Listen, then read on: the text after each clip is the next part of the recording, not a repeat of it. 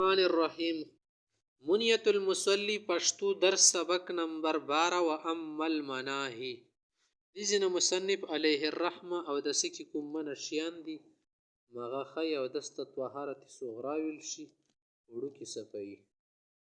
نتیج په هو الله یستقبل القبلة قبله ته مخنه کوي وقت الاستنجاء استنجا په ټیم کې ګاده سیو کو د مکرو طریقه ده ولا يكشف عورته عند احد د چا په مخ کې به خپل ستر نره منډي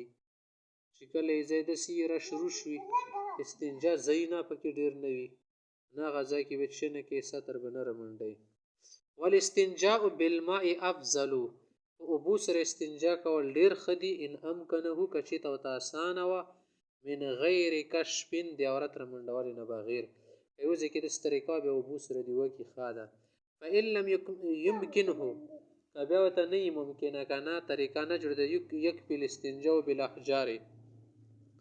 وکانو سره استنجا کول کبي د لوټو سره پټای کی